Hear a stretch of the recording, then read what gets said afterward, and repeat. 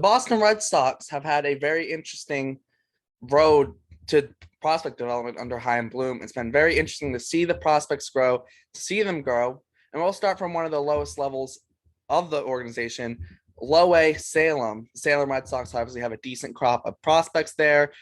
Some of them left last year, unfortunately, so we don't get to cover those guys that are now in high A or maybe even double A now. But we'll cover the guys who are there this year. My name is Derek, and I'm here with Patrick, and this is the Salem Red Sox prospect pipeline. I'm Bleacher Brawls, and let's get into it. First of all, let's start off with the obvious. Marcello Meyer. We'll just talk about him quickly before we move on. We're not going to get into depth. I think everyone should know who Marcello Meyer is. We might even do a prospect pipeline on him alone later. So Red Sox argue a 1A to 1B, whether it's him or Cassis, whoever you put one regardless. But he's hitting very well this year. Had a little bit of an injury, but he's done well in about 100 plate appearances this year. So he's been good and probably future, 4-tool guy. Very high ceiling, obviously, as the Red Sox picked him 4th overall last year. But moving on to the guys that you might not know as much about. Let's start off with, actually, let's go to Patrick. Who do you want to start off with? Let's start with Edinson Paulina. He normally starts off their lineup every night. So let's start with him. This whole thing, this video, stemmed from the fact that I got a chance a couple weeks ago to go see the Salem Red Sox for a full weekend. They were playing the Fredericksburg Nationals on Memorial Day weekend. I went to college in Fredericksburg. It kind of just worked out. Got to hang out, see the old haunts, and see the single A squad. So I busted out the Salem Red Sox hat, and we're going to talk about some of the guys that kind of caught my eye over the weekend. Derek's going to give you all the kind of scouting stuff, and I'm going to give you all the stuff that I saw with my own 2 eyes. Right? Yep. Edinson Paulina, this guy is versatile. I think that's the thing I like most about him. Obviously, preface, we're talking about guys who are, most of them are teenagers. Yeah. If not, they're 20 years old, right? So there's a lot of development. We're talking low A. They are years and years away from making a difference on the big league squad. But what I like about Edinson Paulina is he's versatile, and they've played him just about everywhere on the diamond. I want to say he's played everywhere but first base. Obviously, the battery, but he's played everywhere. And that's kind of what you want to see in a minor league guy, right? You want a guy who can show you that he can play shortstop, which I think is his primary position, but he kind of gets bumped a little bit by Meyer. He can play a little center field. He's been playing a lot of third base and left field for them. He's been everywhere. And he's also a guy who can hit for contact, hit for power. He can run. Like, he's got a little bit of everything. And I think now is going to be that time for him to show the squad that. Yeah, he's played second, third, short, left, and center this year. Mm-hmm. The outfield actually is new to him this year. This is first year playing in the outfield. And we saw it last year with Ceddanne Rafaela, who's now actually just got called up to Double A. We did a prospect pipeline on him. But they obviously, Paulina isn't the standout defender Rafaela is, but they're getting the versatility in him. He doesn't really have a home. Shortstop obviously is Meyer, and he probably isn't a shortstop long term, but he can fits at second very nicely. Also can play third base, and adding in that outfield versatility just gives him more options to where he can stick, because his bat is very good. He was very, very good in the FCL in 2021. Very good. He started off slow this year, but he's really turned it around, and he's jumped up to 16th, I think, in the Sox prospects top 60 rankings, up from 26 in the May rankings to the June rankings and 16th. So he's been a very high riser, and the power isn't 100% there home run wise, but he does hit a lot of doubles, tons of doubles, and also hits for decently good average. So that's what you expect to see out of Paulino. And lower minors, can he steal a couple bases? Maybe, but it's not really going to be a big part of his game. The one big thing for him is, can he cut down on the strikeouts? If he can do that, he's going to be a very productive hitter. He seems very much like a Chaim Bloom guy to me. I know he's been around for a while, but it's that kind of Tampa Bay North thing, right? Like, you want guys who can kind of crop up whenever you need them, who can play anywhere, right? Rafael is one of those guys. He's working his way up. Paulino seems like maybe they can make him one of those guys. And That's always exciting. I love super utility guys. Oh yeah, me too. Yeah, so that was definitely a highlight for me seeing him. Yeah, especially, he doesn't really have a home defensively. He's small in stature like Rafael. Obviously, Rafael has the standout defense, whereas Paulino doesn't necessarily have that. But the more options you have with a guy like Paulino, the better it is for him, the more chances he will have. And I think that's important. Right. All right, so who do you want to talk about next? Let's do Blaze Jordan. Give me the Blaze Jordan rundown. All right, so Blaze Jordan, I think Blaze Jordan at times can be a little overrated by just the fan base in general at times, just because of how big of a name he has been. Or how perfect of a baseball name he has. That too. Also, too, he's kind of a big internet sensation, winning like the YouTube sensation as well, kind of. So he does have a big social media backing behind him, but that's not to say he's a bad prospect at all. Started off this year slow as well. He's still looking to turn it around, but the big thing is with him is the power. That raw power is definitely there. The only questions are fielding. He's probably first base long term and maybe even a DH. And the contact. Can he make contact consistently? Those are the two big questions with him. Yeah, that was definitely something I saw in that weekend series was just like a lot of big cuts. And I think that this is like the very much like the 19-year-old single A in him is like just the big swings. And I think that this is going to be the kind of time where he's going to have to kind of cut the crap a little bit, right? Third base, maybe not for him, right? You're totally right. He's going to have to show some sort of defensive something, right? We can't just have like 50 first basemen, and so this is going to kind of be the time where he's got to prove some stuff, I think. And he has been lately, he's picked it up a little bit lately. And I think he's definitely the kind of guy that like once he settles in a little bit and kind of gets into a rhythm, I'm going to be really excited to see some more from him. Yeah, and that's also too a big thing with him as well. It's a big power guy. What comes to that is the strikeouts. Right. So the strikeouts, obviously, you'd like to see them not as high, but if he's only 35 strikeouts in 46 games, which isn't terrible, but we'd like to see him walk more. 46 games, only 14 walks.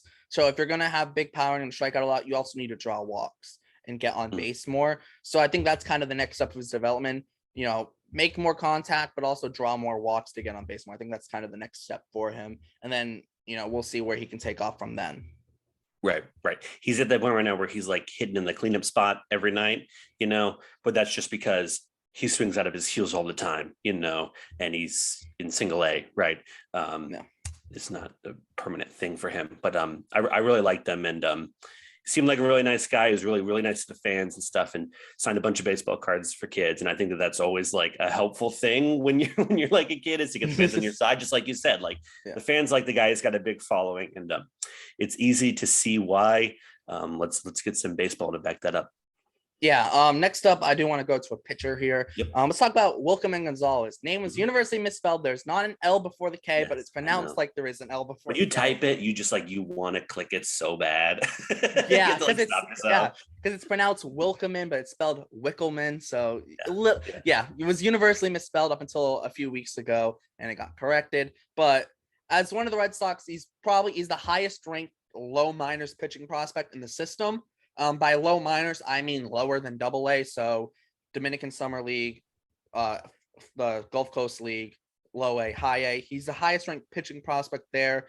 And he comes in at number 12 on the Sox Prospects Top 60. Very good pitcher. Showed very good promise last year in the I think in the FCL, and this year has continued it into high A. Yeah, he's been a little I think he's gotten shackled a little bit. Yeah, I was in preparing for this. I was looking at some of his game logs, and we saw him get ripped up in Fredericksburg. Now, Fredericksburg, I think in general, from the baseball that we saw that weekend, is just a better team top to bottom. And sometimes it's just going to happen in the minors. But yeah, I mean, he gave up 5 or 6 runs in that game. I mean, it was rough, and I think that kind of coincides with a lot of the things that people say about him, which is he's got some great pitches, but he can't really seem to like put it all together at the same time. Do anything with them. Yeah. You know what I mean? He's got a huge break. We saw this curveball that just felt like it was coming down to, from the moon or something, but then it plops in at 78 miles an hour and these guys take off on it. You know, like that kind of thing. He's got to figure out some placement. He's got to figure out kind of like when to use his stuff. It's there. And obviously, you know, single A is the time to do that, right? It's there, but he's I think he's got to figure it out and get a little better with just like timing and placement. Yeah, I also got to remember, he just turned 20 in March. He's still very young. Right. But I think the big thing with them is consistency, control-wise Yeah. and pitch-wise. It's just consistency for him because the stuff is actually there. It's just, can you command it consistently? And can he be consistent with the pitch so he doesn't hang the curveball? I'd say curveball is probably his worst pitch. But, you know, the fastball could potentially be a plus pitch. Same thing with the changeup. The slider could be an above-average pitch. Changeup is kind of fringe average. We don't really know where it's going to land. But you know, if everything kind of hits, his fastball plays well, his changeup plays well, becomes more consistent with just at least those two pitches, and you add on the slider and curveball, and be a decent starter. And I think the ceiling's probably middle of the rotation guy, probably, you know, a good 3 or a decent 2 is probably the ceiling for him. Yeah, I liked all the stuff that you had to say in your 5 prospects to watch column, bleacherbrawls.com. It felt like, yeah, like, you know, is he going to be our ace in 6 years? You know, I don't, you know, maybe not, right? But I want guys that I can trust in the bullpen. The current Red Sox are showing how important that is. You know, back of the rotation guys, like that kind of thing, and the minors, that's the time to develop some of these guys, and so now's the time for him to work on it. Yeah. I think we get time for 2 more prospects. So I know there's one that's underrated, that kind of isn't really big, but I know you want to talk about, so I'll hand it off to you. Yeah, I'm going to very, very quickly talk about the other one. Very quickly, Nathan Hickey. I loved watching Nathan Hickey play baseball that weekend. One thing I got a big kick out of was it was the weekend that the new Top Gun movie came out, and it was Top Gun night, and they did this little bit on the board that they do in the minor leagues. They always do bits messing with the other team, and they put bomber jackets on all the guys, right? And the Fredericksburg guys had cool names. It was like Ace and Eagle and Badass and whatever. And all of the Salem guys had stupid names, you know, it's like Wiener Dog and whatever, right? Like they're kind of guys a little bit. Nathan Hickey's nickname was Smooch, which is perfect for last name Hickey, right? I mean, that whoever thought of that is a genius. Yeah. Smooch is my guy right now. That's what I'm calling him forever. Okay, he's Smooch. I'm starting this. It's going to become a thing in like 6 years. People are going to be chanting Smooch at Fenway. Okay, and I started it right here in this video. Exactly. He's the guy. And I'm gonna stop myself from cursing. I love catchers. I love catchers so much. And we have gotten to the point where we're cool with catchers like kind of sucking like everywhere. And so I'm like all in on a complete, versatile, you know, big tools catcher who can do a little bit of everything, call a good game, you know, hit for some good contact, like bat third in the order, DH on his nights off because he's that good, like that kind of guy. I am all in on Smooch. Okay, that's my Smooch talk. I will talk quickly about Hickey though. The big question for him realistically is his defense, because his bat's going to carry him. It's really going to carry him. He's a bat first catcher. There's nothing wrong with that. We've seen guys like a Wilson Contreras be a bat first catcher, and the defense improve as they play and as they play more, and they even into his MLB career, his defense has improved. So it's not that the defense can improve. The big question is, can he stay behind the plate?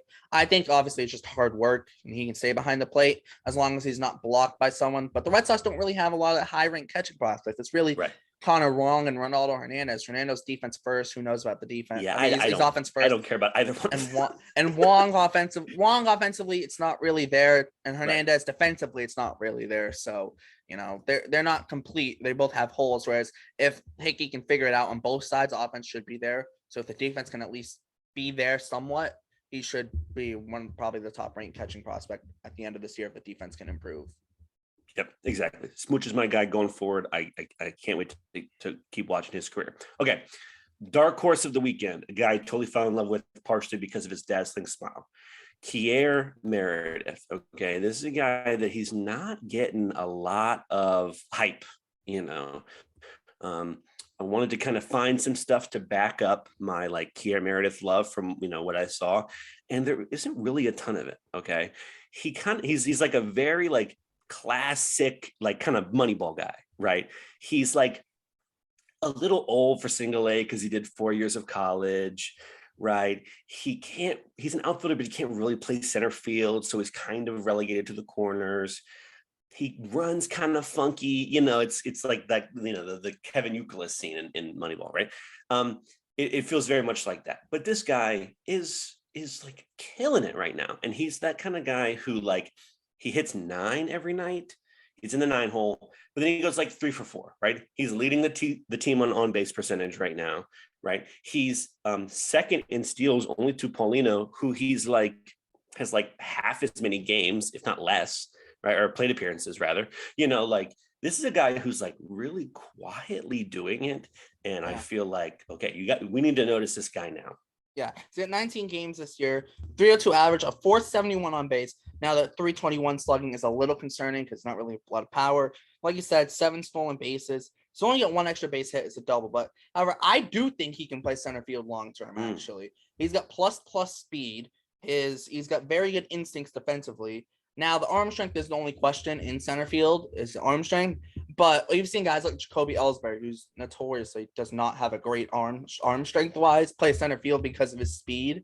So, and even like a guy like Jarren Duran now, is he great defensively? No. Does he have a great arm? No, but he runs fast and can cover a lot of ground. Yes. So I think that's the big thing for Meredith. He's a little on the kind of stockier size, 5'10", 200 compared to like Paulino, who's 5'10", 155. Right. or Rafaela, who's not in this video, but we did Prospect 5 on him. He's 5'9", 145. So he's definitely a lot bigger than these guys, but there's nothing wrong with that because he's still got the plus speed. He's good defensively. The big thing is, he looks like he can on base a lot, but will it translate to a little bit further advanced pitching a little bit higher up in minors? Because if he gets everyday playing time in low A and he's getting on base a lot, but without the power, will it translate to high A or double A? I mean, we could be looking at a defense first guy who doesn't need much of a bat and is a bench player and is a defense first guy. There's nothing wrong with that. You need guys like that on teams. Now, the big question for him, though, is the offense, and will it continue to evolve and get and add a little bit, at least with his speed? Because if you can put the ball in the gaps, it's like easy doubles for him with the speed. Right. Yeah. I think that's the thing is like small sample size. He's batting in the 9 hole, right? He's not playing every day. It seems like Salem has like 14 center fielders sometimes, but I think that he's that kind of guy. He gets some more playing time, and like if he can keep doing it, I'm really excited to see some more of it. Especially too, he was undrafted last year and he struggled. That was the other thing. He's like, he's he just doesn't. It's like a resume that just doesn't quite seem right. Exactly, because he struggled in the FCL as well last year, right? So it's okay, it's like he's hitting well, but it's like, can it continue in a bigger sample size? That's the big question for him, because it seems like the defense will be there and the speed will be there. So it just seems whether or not the offense can be consistent on a bigger sample size realistically. Yeah, that's what I'm looking forward to seeing. Hopefully. Yeah, especially too because the FCL was only 18 games last year, so that's also a small sample size. Right. So yes, he struggled, but it was a small sample size. He's been good this year, also a small sample size. So we just need to see a bigger sample size. Yeah. Before we end, I do want to give a couple shout outs to a couple of prospects we haven't got the time to mention. Brainer Bonacci, I really like him, kind of utility infielder. And then also Eduardo Lopez and Tyler Uberstein. Those are 3 guys I did want to shout out. Make sure to check out my article on BleacherBrawls.com. 5 Red Sox prospects you need to look out for, that you should keep an eye on, actually, is the name of it. I did put in Rafaela, who I've mentioned a couple times. Also talked about Wilkelman Gonzalez and Edinson Paulino. Also in there is Matthew Lugo, the nephew of Carlos Beltran, who was in low A last year. He's in high A now. And then also included was Frank Herman, acquired in the Adam Ottavino trade. Make sure to check all that stuff out. Check out the description. It'll be there. Also, along with that will be the website, the podcast, the Instagram, and the Twitter. Plus, all the crew's Twitters will also be down there. And make sure to subscribe, like, comment, all that good stuff. My name is Derek, and I'm here with Patrick, and this is the Salem Red Sox Prospect Pipeline here on Bleacher Brawls. Thanks for tuning in, and we'll see you next time.